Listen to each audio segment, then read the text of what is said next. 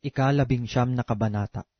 At nangyari, na samantalang si Apolos ay nasa Korinto, pagkatahak ni Pablo ng mga lupaing matataas ay napasa Efeso at nakasumpong ng ilang mga alagad, at sa kanila'y sinabi niya, tinanggap baga ninyo ang Espiritu Santo nang kayo'y magsisampalataya? At sinabi nila sa kanya, hindi man lamang namin narinig na may ibinigay na Espiritu Santo. At sinabi niya, kung gayoy, sa ano kayo binautismohan? At sinabi nila, sa bautismo ni Juan. At sinabi ni Pablo, nagbabautismo si Juan ng bautismo ng pagsisisi, na sinasabi sa bayan na sila'y magsisampalataya, sa darating na hulihan niya, sa makatwid bagay kay Jesus. At nang kanilang marinig ito, ay nangapabautismo sila sa pangalan ng Panginoong Jesus. At nang maipatong na ni Pablo sa kanila ang kanyang mga kamay, ay bumaba sa kanila ang Espiritu Santo, at sila'y nagsipagsalita ng mga wika at nagsipanghula, at silang lahat ay may 12 lalaki.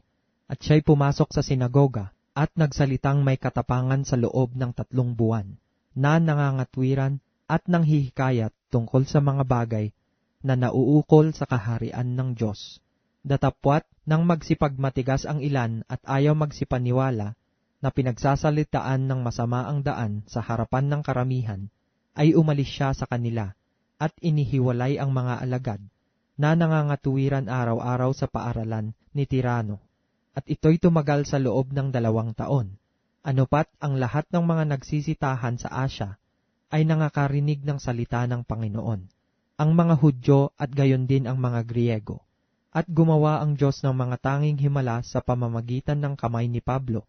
Anupat ang mga panyo o mga tapi na mapadaiti sa kanyang katawan ay dinadala sa mga may sakit, at nawawala sa kanila ang mga sakit, at nangagsisilabas ang masasamang espiritu. Datapwat ilan sa mga Hudyong pag-alagala na nagsisipagpalayas ng masasamang espiritu ay nagsipangahas na sambitlain ang pangalan ng Panginoong Hesus sa mga may masasamang espiritu, na nagsisipagsabi, ipinamamanhik ko sa inyo sa pamamagitan ni Jesus na siyang ipinangangaral ni Pablo. At may 7 anak na lalaki ang isang eskeva na Hudyo, isang pangulong saserdote na nagsisigawa nito. At sumagot ang masamang espiritu, at sa kanila'y sinabi, nakikilala ko si Jesus, at nakikilala ko si Pablo. Datapwat sino-sino kayo?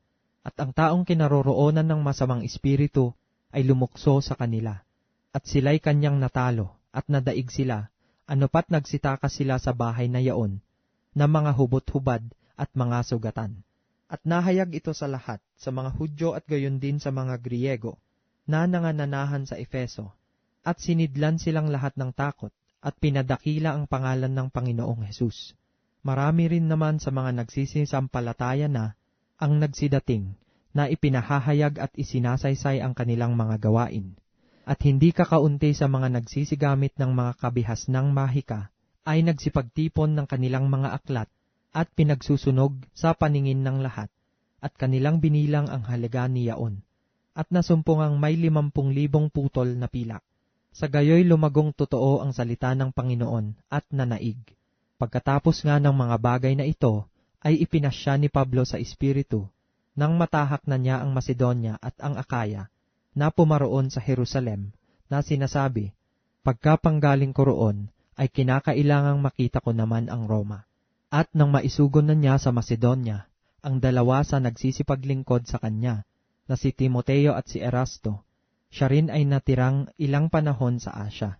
At halos ng panahong yaoy may nangyaring hindi mumunting kaguluhan tungkol sa daan, sapagkat may isang taong nagngangalang Demetrio, panday pilak, na gumagawa ng maliliit na dambanang pilak ni Diana, ay nagbibigay ng hindi kakaunting hanap buhay sa mga panday, na sila'y kanyang tinipon, pati ng mga manggagawa ng mga gayong gawa.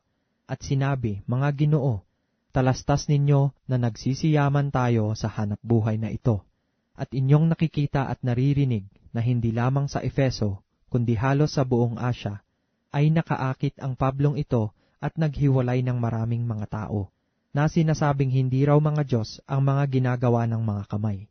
At hindi lamang may panganib na mawalang kapurihan ang hanap buhay nating ito, kundi naman ang templo ng dakilang Diyosa Diana, ay mawawalan ng halaga, at hanggang sa malugso ang kadakilaan niya na sinasamba ng buong Asya at ng sanglibutan. At nang marinig nila ito'y nangapuno sila ng galit, at nangagsigawan na nagsipagsabi, dakila ang dayana ng mga taga-Efeso, at napuno ng kaguluhan ng bayan, at pinagkaisahan nilang lusubin ang dulaan, na sinunggaban si Gayo at si Aristarco, mga lalaking taga-Macedonia na kasama ni Pablo sa paglalakbay.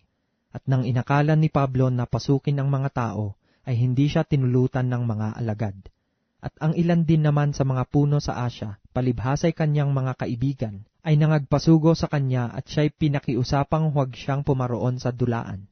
At ang iba nga'y sumisigaw ng isang bagay, ang iba'y iba naman, sapagkat ang pulong ay nasa kaguluhan, at hindi maalaman ng karamihan kung bakit sila'y nangagkatipon. At kanilang inilabas si Alejandro sa karamihan, na siya'y itinutulak ng mga Hudyo sa dakong harap. At inihudyat ang kamay ni Alejandro, at ibig sanang magsanggalang sa harapan ng bayan. Datapwat ng matalastas nilang siya'y Hudyo, ay nangagkaisang lahat na mangagsigawan sa loob halos ng 2 oras. Dakila ang dayana ng mga Efeso, at nang mapatahimik na ng kalihim bayan ang karamihan, ay kanyang sinabi, kayong mga lalaking taga-Efeso, sino sa mga tao ang hindi nakakaalam na ang bayan ng mga Efeso ay tagapag-ingat ng templo ng dakilang Diana at ng larawang nahulog mula kay Jupiter? Yamang hindi nga maikakaila ang mga bagay na ito, ay dapat kayong magsitahimik at huwag magsigawa ng anumang bagay sa madalian, sapagkat dinala ninyo rito ang mga taong ito na hindi mga mangloloob sa templo, ni mga mamumusong man sa ating Diyosa. Kung si Demetrio nga at ang mga panday na kasama niya ay mayroong anumang sakdal laban sa kanino man, ay bukas ang mga hukuman at may mga prokonsul. Bayaan ninyong mangagsakdal ang isa't isa. Datapwat kung may inuusig kayo sa ano pamang ibang mga bagay, ay mahahatulan sa karaniwang kapulungan. Sapagkat totoong nanganganib tayo na mga sakdal tungkol sa pagkakagulo sa araw na ito, palibhasay walang anumang kadahilanan. At tungkol dito ay hindi tayo makapagbibigay sulit tungkol sa pagkakatipong ito, at nang siya'y makapagsalitang gayon, ay pinaalis niya ang kapulungan.